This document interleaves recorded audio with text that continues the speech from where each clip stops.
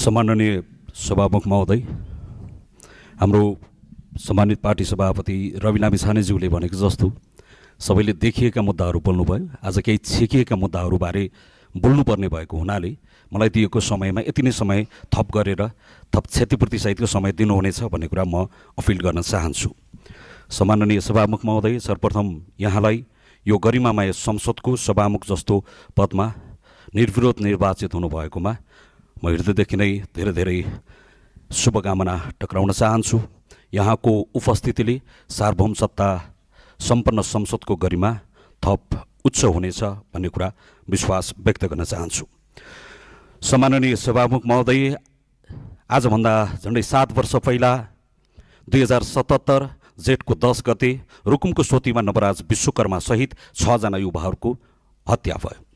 अन्तर्जातको प्रेम सम्बन्ध र त्यसपछिको विवाहको सम्बन्धलाई लिएर रुकुमको सोतीमा 1 जना होइन, 2 जना होइन, 6 जना युवाहरूको निर्ममतापूर्वक हत्या भयो। त्यो हत्या केवल एउटा सामान्य विवाद मात्र थिएन, त्यो नेपालको सन्दर्भमा मात्र होइन, समग्र विश्व समुदायबाट हेर्दै गर्दा यति धेरै मान्छेहरूलाई जातकै कारणले हत्या गरिएको यो सबैभन्दा ठुलो घटनाको रूपमा रहेको थियो। रुकुममा 6 जना युवाहरूको हत्या हुँदै गर्दा कालीकोटको नरहरिनाथको वडा नम्बर 5 मा मना सार्की नाम गरेको 1 जना जनप्रतिनिधिले धारा छोएको न्युमा उनको हत्या भयो। त्यही ठाउँमा बजारमा मनवीर सुनारले चुलो छोएको न्युमा कालीकोटमा मनवीर सुनारको हत्या भयो। सुदूरपश्चिमको बझाङमा गयो भने 12 वर्षको एउटा बच्ची सम्झना कामीको बलात्कार हत्या भयो। त्यो पनि देवीको मन्दिरभित्र लगेर बलात्कार गरेर त्रिशूलले टाउकोमा खोपेर हत्या भयो। तर तराईमा झर्दै गर्दा कैलालीमा माया कामीको यो बीचमा बलात्कार हत्या भयो। यता लुम्बिनीतिर आउँदै गर्दा रूपन्देहीमा अङ्गिरा पासीको बलात्कार हत्या भयो। तराईमा जाँदै गर्दा शम्भु सदाहरू लगायत धेरै दलितहरूको हत्या भएको छ, त्यो पनि कहाँ? प्रहरीको कस्टडीभित्रमा हत्या भएको छ। खोटाङतिर जाँदै गर्दाखेरि रेविका परियारको बलात्कार हत्या भएको छ।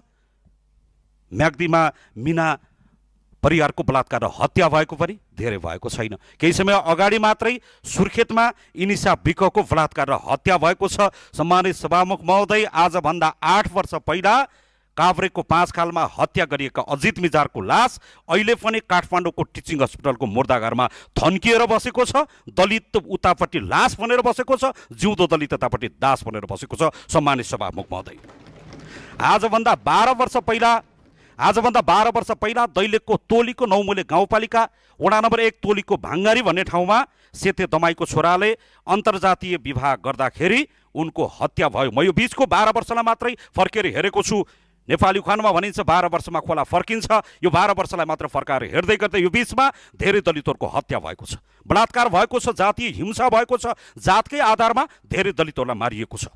यो बीचमा नवराजको आन्दोलनलाई भेरी नदीमा 6 जना भाइहरूको मुखमा दागबत्ती दिएर त्यहाँबाट एउटा सङ्कल्प गरेर आन्दोलनमा आउँदै गर्दा माइतीघर मण्डलामा मैले धेरै लामो समय बिताएको छु। हात खुट्टामा नेल लगाएर दलितले न्याय कहिले पाउँछ भनेर हामीले त्यो एउटा आन्दोलनको प्रारम्भ गरेका थियौँ। माइतीघर मण्डलामा लामो समय बसेर सरकारतिर औँला ठडाएर लामो समयदेखि हामीले प्रश्नहरू गरेका छौँ। सम्मानित सभामुख महोदय, तर यतिका प्रश्नहरू गर्दै गर्दा कहीँ कतैबाट ढुङ्गो मुडो कहीँ कतैबाट कसैले चुक्क बोलेन। यो लामो समयमा हामीले काठमाडौँको माइतीघर मण्डलामा 45 दिन बस्दै गर्दा त्यति बेलाका राष्ट्रिय स्वतन्त्र पार्टीका सभापति जो अहिले हाम्रो सभापति हुनुहुन्छ रवि लामिछानेले संसदमा उभिएर माइक समातेर माइतीघर मण्डलामा कहिलेसम्म खगेन्द्र सुनारहरू हातमा नेल लगाएर बस्ने हो र यो समाजलाई हामीले कहिलेसम्म यसरी नेल लगाएर राख्ने हो भनेर उहाँले विषय प्रवेश गराइदिनु भयो।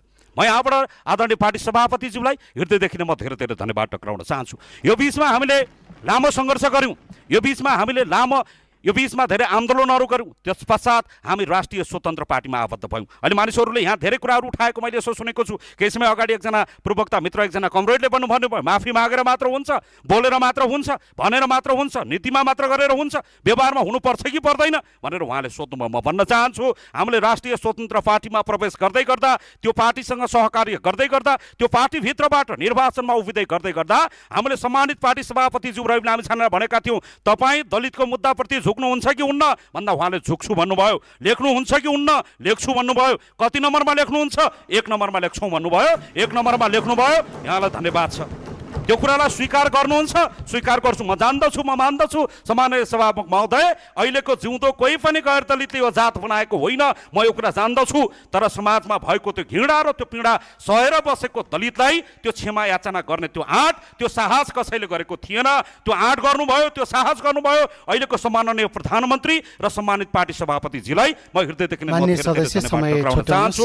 मेरो कुरा टुङ्गाउँदै गर्दा म यहाँलाई हृदयदेखि नै आभार प्रकट गर्दै राष्ट्रिय स्वतन्त्र पार्टीले जसरी क्षमा मागेको छ, अहिलेको सरकारले जसरी क्षमा मागेको छ, अब यो बुरालाई एउटा नीतिगत रूपमा, एउटा विधिगत रूपमा एउटा स्थापित गर्नुपर्नेछ।